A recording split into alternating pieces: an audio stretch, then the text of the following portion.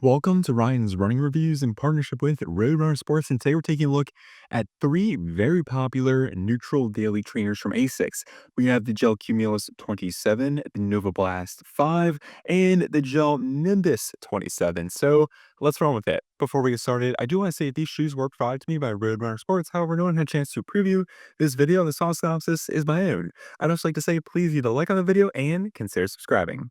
Here we go. These three neutral daily trainers each have their own unique properties that I think really kind of cater to different types of runners, and I'll do my best to explain. It comes down to your personal preference and your running style. I really like these three personally. I'm going to come out and say it. I love the Novablast 5 the most. It's probably one of my top favorite neutral daily trainers of the year for the reasons I'll talk about later.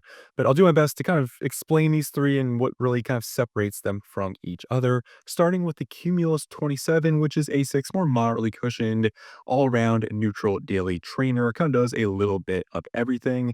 Then we have the Novablast 5, which is going to be a highly cushioned, lightweight, and bouncy neutral trainer that really, I think, does well at up-tempo paces, but in my opinion, I can do almost anything else I want in this shoe as well. Then we have the Nimbus with the most amount of cushioning. This is kind of like the larger version of the Cumulus. It's A6 Ultramax Cushion neutral trainer for those long runs, easier efforts, or for those of you that just want the most amount of cushion underneath your foot. As far as the price goes, both the Cumulus and the Novablast come in at $140, which I think is a pretty good value, especially for the Novablast. And then the Nimbus is the more premium shoe at $165. The Cumulus is the smallest shoe out of the bunch. It has 38.5 millimeters of stack height in the heel with 30.5 in the forefoot for an 8 millimeter drop. The Novablast can be slightly larger with 41.5 in the heel and 33.5 in the forefoot for another 8 millimeter drop. And the Nimbus is the largest out of the bunch with a whopping 43.5 in the heel and 35.5 in the forefoot, making this just an insanely large shoe. Surprisingly enough, the Novablast is the lightest shoe, coming in at 9 ounces, which is pretty darn great. The Cumulus isn't too far behind at 9.3, while the Nimbus is going to be a bit heavier just because of that larger platform with 10.8 ounces. I thought all three shoes fit true size for me. ASICS does have that classic kind of tapered toe box, which may be a downside for some. I do wish maybe they'd open up just a bit, but otherwise a fairly classic ASICS upper fit and feel here. The big difference I think comes with the upper material. Both the Nimbus and the Cumulus have, I believe, are a engineered jacquard mesh, which is pretty breathable. If you're coming from the old version of the Nimbus, I believe the Nimbus 26, that had a knit fabric, which was much warmer. So I'm happy to see they changed it to this engineered jacquard mesh, which has better airflow. I'd say it's about average to good. And the same can be said for the Cumulus, which is an upper update. And I think it gets the job done. It is quite comfortable. However, with the Novablast, we have a technical mesh, which honestly looks very similar to the other two, but I will say this does have better ventilation overall, just because the holes underneath the outer layer of mesh, which are kind of all fused together, are much larger, just allowing for more airflow overall. The tongue on the Novablast and the Cumulus are fairly similar to each other. It's a big update for the Cumulus 27, as the 26 had a tongue that was more similar to the Nimbus, which has this rather stretchy and elastic knit fabric tongue.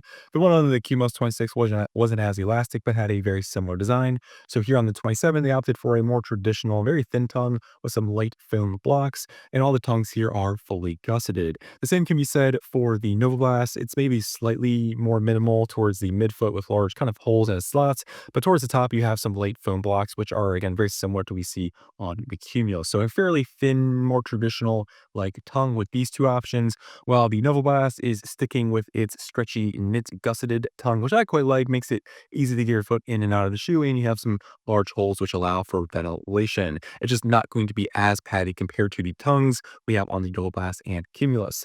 And as a nice touch, all three tongues do have these tongue pull tabs, which I do think helps making get your foot in and out of these shoes much easier. If we move towards the back of these shoes, all three heel counters are very stiff and rigid. They have a ton of structure to them, which I think helps with the heel lockdown and just overall fit of these uppers. I was quite happy with all three. It's maybe slightly better on the Novablast and Cumulus just because the Nimbus has that elastic tongue, which has a little bit more give to it. But otherwise, I thought all three really kept my foot in place. As far as the padding goes, you have a light to moderate amount here in the ankle and Achilles section. On the Cumulus, a solid amount or high amount on both the Nimbus and Novablast. A very plush and a premium experience on both. Both the Cumulus and Nimbus have elastic pull tabs, while the Novablast has a more traditional kind of rope or fabric-like material. All three midsoles are very different from each other and have their own unique identity and feel. I think probably the Cumulus is the most interesting because you have a full-length Flight Foam Blast Plus, which does feel, in my opinion, a touch softer compared to last year, even though the geometry and overall look appears to be the same. Now, what really makes this shoe stand out is this very kind of thin sliver of green foam on the bottom, which is actually just the entire outsole. There's no rubber here. It's a foam outsole. ASICS calls this Fluid Ride. It's a rubberized EVA. I think it's part of what makes this shoe feel so smooth. There's nothing to really kind of contain the foam other than the foam outsole itself. So a rather kind of unique experience. I think it does really well in dry conditions, grips the ground really well just because it's fairly soft. However, a little bit slick in wet conditions and maybe not as durable compared to a full length rubber outsole. Either way, I think this has a very smooth ride to it and just kind of a somewhat unique feel, partially because, yes, you have the rubberless outsole, but also we have a very smooth kind of overall curvature to this shoe, especially with the large heel bevel. And then we have the Novablast 5 with its Flight Foam Blast Max material, which is relatively new to ASICS, and I do have to say it is noticeably and significantly softer and bouncier compared to the Flight Foam Blast Plus we see in the Cumulus and the Nimbus. Provides a much more dynamic, kind of bouncy underfoot feel. I really like it for pushing the pace. It's pretty easy to go fast in this more slightly conventional neutral daily trainer. There's no plate or anything like that. Now, because you have that softer and bouncier foam, it's going to be less stable compared to the other two options here. So if you do need a little bit of support out of your neutral shoe, I'm not sure the Novablast is for you. It does have a couple stability features like foam sidewalls, but this is a fairly soft and bouncy midsole.